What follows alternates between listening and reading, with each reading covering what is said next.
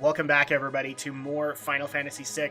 And like I said last week, today is a bit of a game changer because we now have Espers. And Espers, as you kind of notice, can teach us magic. And not just the magic proficient characters, so like not just Celeste or Terra. You can have every character learn magic, which is great, absolutely awesome. Especially when you don't really want to rely on, for example, the fact that my button inputs really aren't working for Sobin's blitzes, or if I don't want to rely on the sword tech meter, then I can have magic as kind of a valid backup.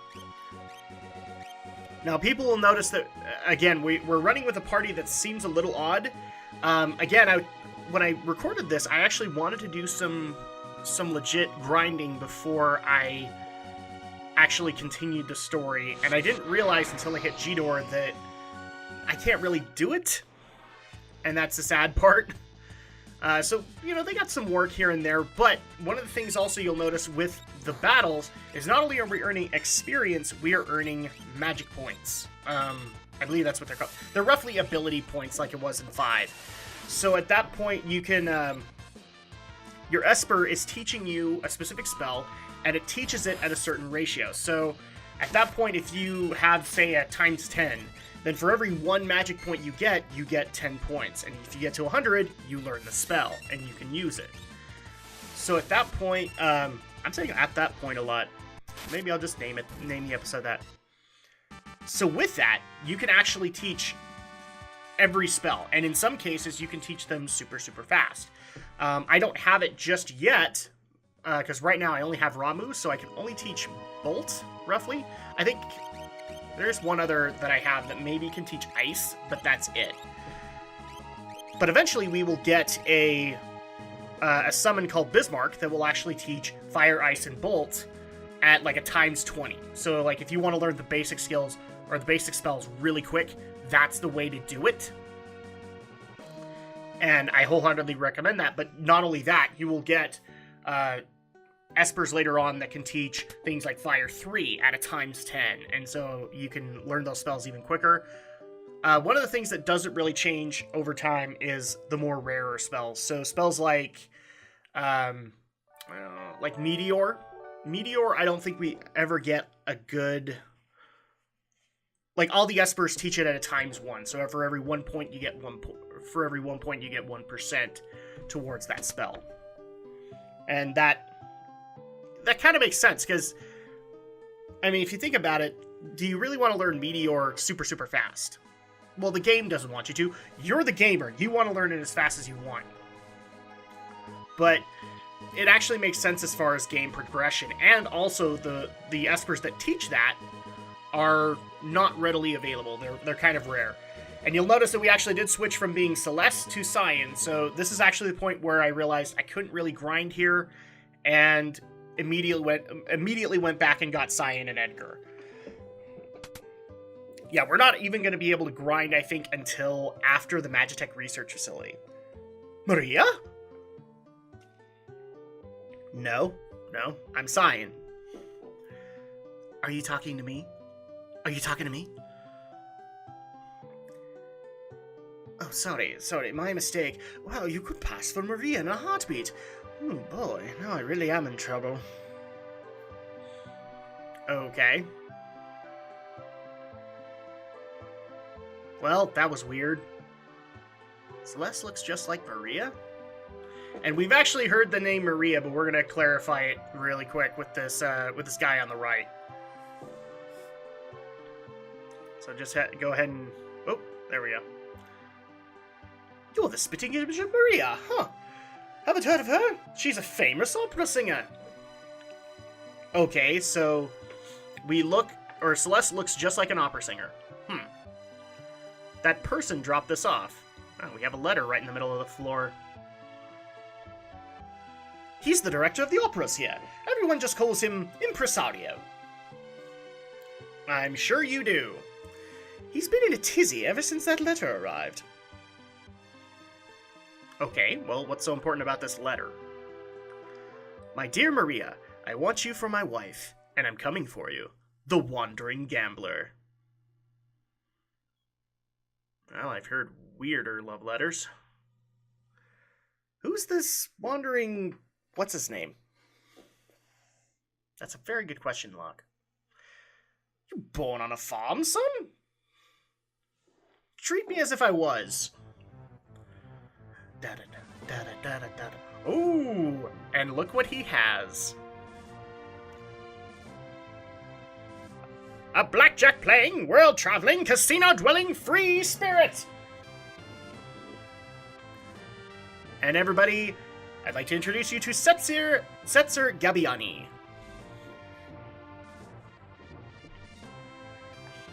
He is the Wandering Gambler. That's Setzer, owner of the world's only airship. If he's the owner of the world's only airship, then how come the Empire has them? If we could get that airship, we'd make the Empire in no time. Well, yeah, that's what we're saying here. Let's set up a meeting with this Setzer. So now we have kind of a... You're the spitting image of Maria. Now we have actually a... What's the word I'm looking for? Like a breadcrumb to the next story hook. So at this point, we now have a possible transportation to the Empire. Or if you guys remember from the Zozo part, it's not easy to get there. You need an airship to get there. But this guy has an airship. So maybe if we can contact him, he'll take us to the Empire.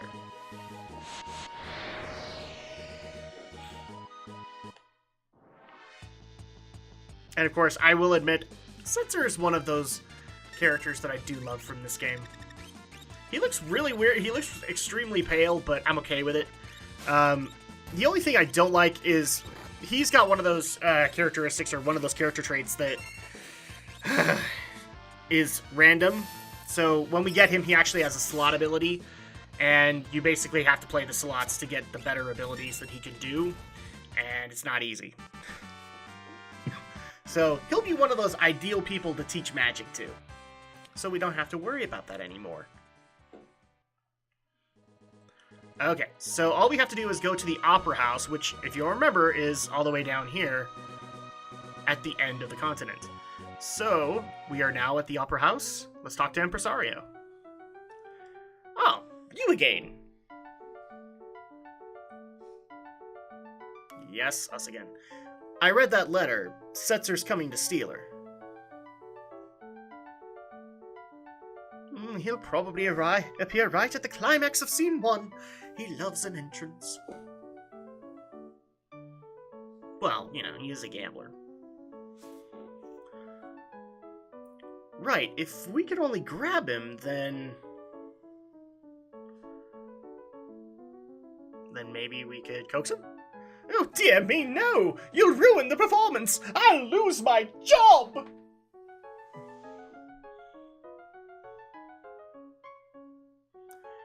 Then your history.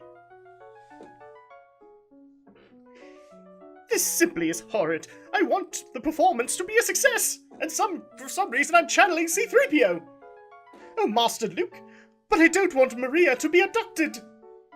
Oh, woe is me.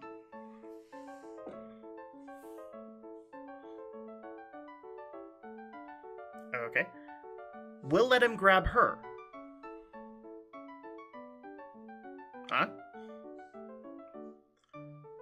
We'll use Celeste as a decoy. After she's abducted, I'll follow him right to his airship. I'm glad that you just volunteered up Celeste without checking with her. Are you mad? If something should happen to Maria... Okay. That's why the decoy will hide Maria somewhere safe. Strangely enough, this makes sense. Copy Gade.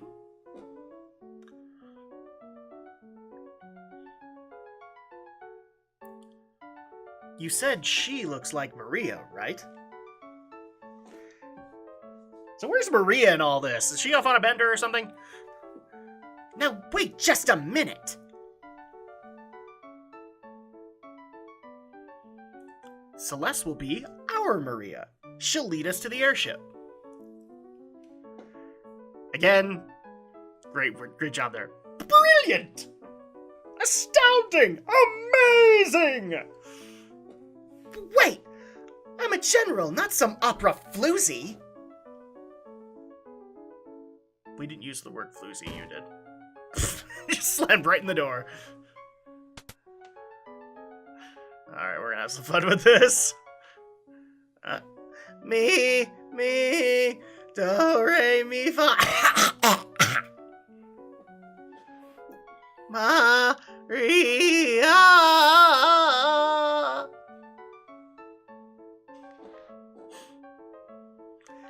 Not bad, Celeste. I am so mean. I'll pretend to be Setzer and foil their little plans.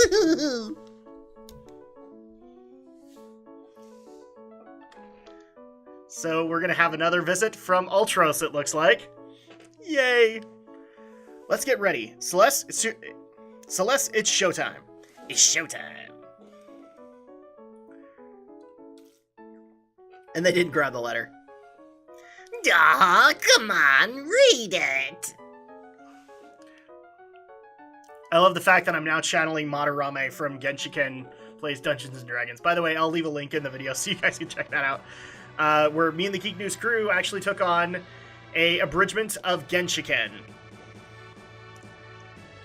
Oh, and here comes one of my favorite moments in this entire game.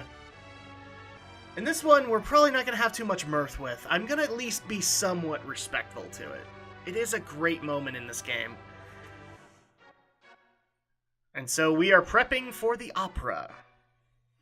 In fact, that's probably going to be the episode title here, is going to be the effing opera scene. This is the one thing that even an average passerby would know about this game. The West and the East. Yes, I am not going to sing this, people. Sorry. I'm going to respect it. We're waging war.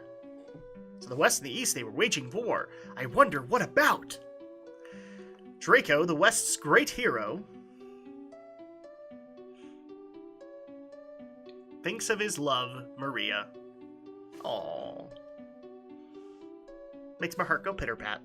Is she safe? Is she waiting?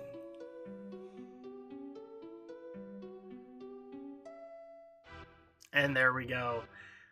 The people might actually be expecting me to sing for this opera. It's not happening, people. I actually do love and respect this scene.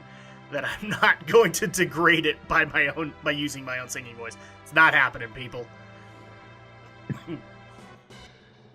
And in some cases, I might as well just be as much a spectator as you guys are, because I love this. Oh, Maria. Oh, Maria, indeed. Well, I already repeated it twice, so there's not really a reason to read the second time. Please, hear my voice through the heart of the cards.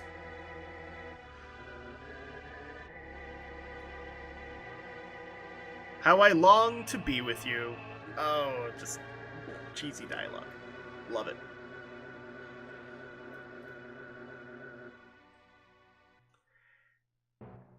And there you go. We've had our first scene. So yeah, sorry guys. I'm not gonna muck this up with a bad singing voice. It doesn't deserve that. I'm going to the dressing room. Is everything okay?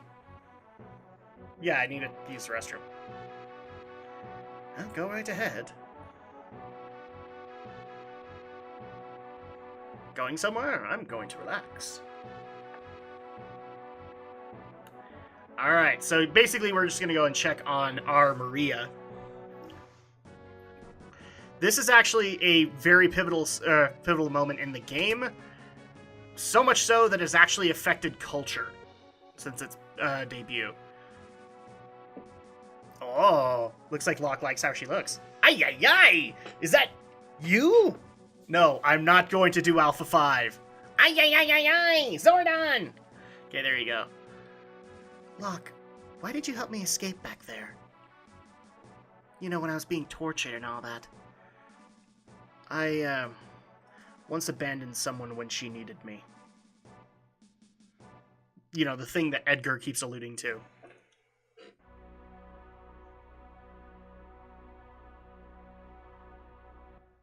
That ribbon suits you.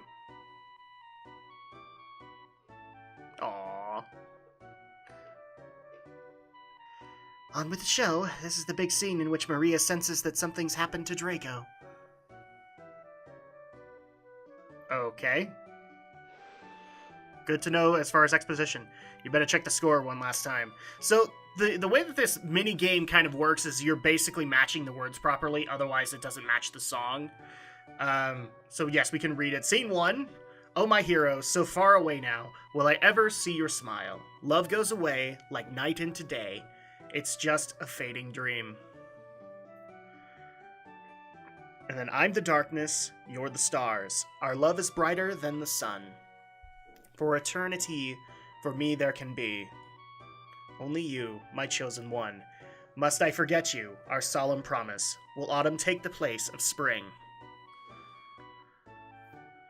What shall I do? I'm lost without you. Speak to me once more. And that's pretty much the verse that you have to match. So here you pick up the flowers, climb the stairs to the balcony high atop the castle, raise the flowers to the stars. This is basically telling you what you need to do for it to work. Hurry, you have just moments before scene 2 starts. The impresario. So, that's my reading of it. I really don't want to disrupt this scene just for how beautiful it is. In fact, I'll probably be turning up the audio on this one just so you guys can appreciate one of the greatest classical moments that has ever happened in this series. So enjoy.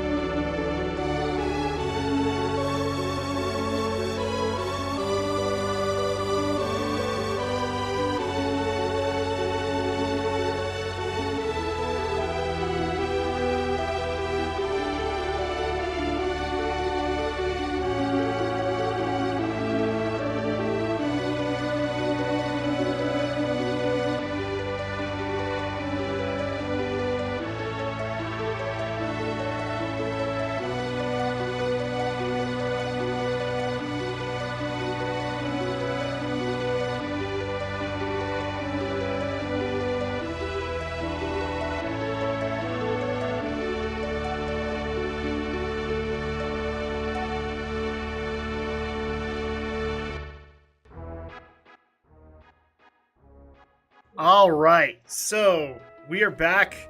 I hope you guys enjoyed. I mean, this scene still brings a tear to my eye. And I know that there was a lot of text stuff that happened in between there, but the scene forever will stand on its own. And it's not necessarily of the text bubbles that are happening, it's because of the dialogue or the sweet dialogue that's being sung. You can just imagine it in your head. And it sounds so beautiful. So much so that, like, all the opera renditions that have happened since then have actually kind of paled in comparison. Well done, Celeste. Yes, well done, Celeste. Give a round of applause. She did a really great job. And again, this is a moment that has stood for all time at this point in gaming history. I owe you one, so I'm gonna jam up your opera, Ultros. Uh-oh. Better tell the impresario. So there you go. I know that some people are probably going to be irritated that I didn't sing it and that I didn't talk in the text bubbles, but as a fan, this scene stands above all else, and I didn't want to ruin it. So, what?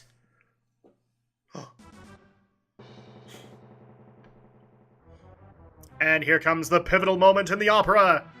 We're going to have some combat. Oh no, the survivors of the West attack! Impossible! Attack!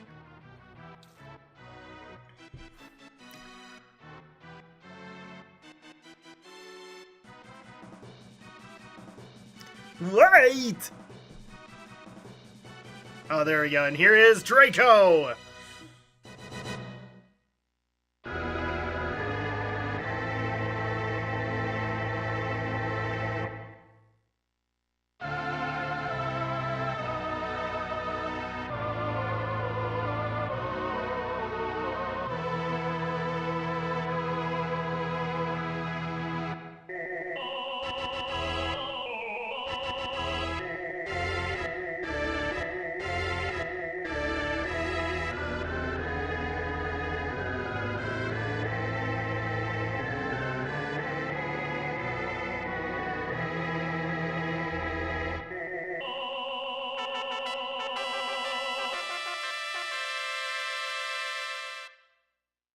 You just know Nobuo Uematsu was having fun with this idea. But how might he disrupt the opera? Oh, Ultros, you mean? Okay, we were into Ralston Draco. With that? Or with that? I don't know. You tell me. Oh, 4 tons. Let's see if Maria can shrug this one off.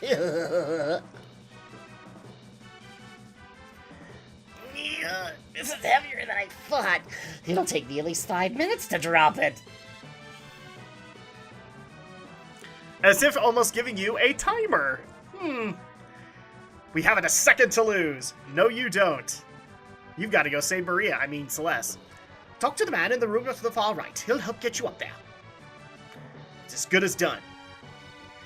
And so now we need to save Celeste before the 4-ton weight, at least I'm assuming that's 4 tons, drops down on Celeste and kills her. Presumably.